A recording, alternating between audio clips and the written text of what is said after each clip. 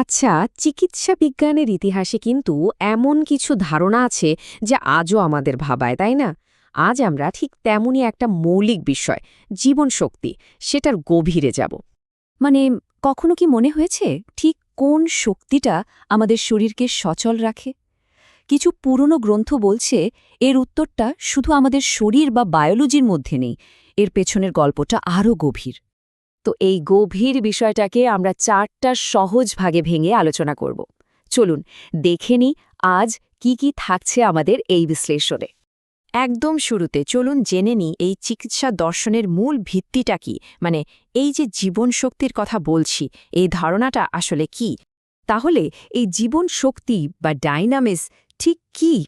এটাকে অনেকটা একটা অদৃশ্য আত্মার মতো একটা শক্তি হিসেবে ভাবা হয়, যা আমাদের শরীরকে প্রাণ দেয়, সচল রাখে আর কর্মক্ষম করে তোলে। আর দেখুন, মূল গ্রন্থে কিন্তু ঠিক এইভাবেই এর বর্ণনা দেওয়া আছে। এই লাইনটা পড়লেই পুরো ধারণাটা আরও স্পষ্ট হয়ে যায়, আর এর ঐতিহাসিক গুরুত্বটাও বোঝা যায়। বেশ, তাহলে একটা প্রশ্ন আসে, এই যে অদৃশ্য শক্তি, এর সাথে আমাদের এই দৃশ্যমান শরীরের সম্পর্কটা ঠিক কী রকম? চলুন এখন সেটাই একটু ভালো করে দেখা যাক। এখানে সবচেয়ে মজার ব্যাপার হল আমরা বোঝার সুবিধার জন্য শরীর আর শক্তিকে দুটো আলাদা জিনিস হিসেবে দেখছি বটে, কিন্তু মূল দর্শন অনুযায়ী এরা আসলে একটাই সত্তা, অবিচ্ছেদ্য। একটাকে ছাড়া অন্যটার কোনো অস্তিত্বই কল্পনা করা যায় না। এই উদ্ধৃতিটা দেখুন কি দারুণভাবে ব্যাপারটা পরিষ্কার করে দিচ্ছে। আমাদের শরীরটা আসলে তার চালিকা শক্তির উপর পুরোপুরি নির্ভরশীল। সোজা কথায়, শরীর আর জীবন শক্তি মিলেই একটা সম্পূর্ণ জীবিত সত্তা তৈরি হয়। আর আমাদের এই পুরো আলোচনার ভিত্তি কিন্তু এই ঐতিহাসিক দলিলটা। এটা থেকে স্পষ্ট যে আমরা একটা নির্দিষ্ট দর্শনের ওপর ভিত্তি করে কথা বলছি, এটা কোনো মন গড়া ধারণা নয়। তো এতক্ষণ তো স্বাস্থ্য নিয়ে কথা হলো, কিন্তু যখন আমরা অসুস্থ হই তখন কি হয়? এই দর্শন রোগের উৎসকে কিভাবে দেখে? চলুন এবার সেটাই জানা যাক। আর এটাই কিন্তু এই দর্শনের সবচেয়ে গুরুত্বপূর্ণ পয়েন্টগুলোর একটা।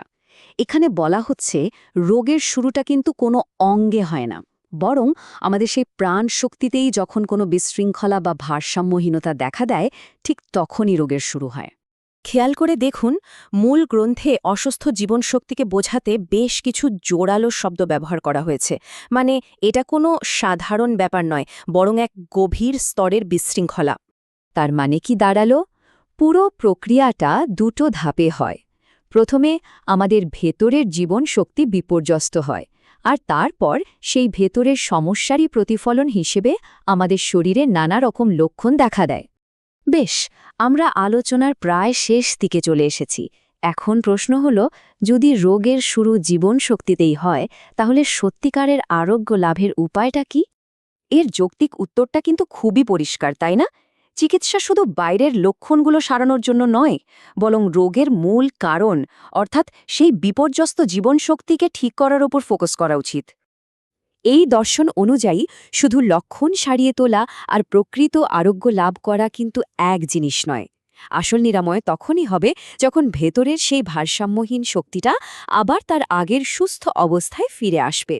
এই যে এত পুরনো একটা ধারণা, এটা কিন্তু আজকের দিনে দাঁড়িয়েও আমাদের একটা বড় প্রশ্নের সামনে ফেলে দেয়। আচ্ছা, সুস্থ থাকা মানে কি শুধুই রোগের লক্ষণের অনুপস্থিতি, নাকি এর চেয়েও বড় কিছু? ব্যাপারটা কিন্তু সত্যিই ভাবার মতো।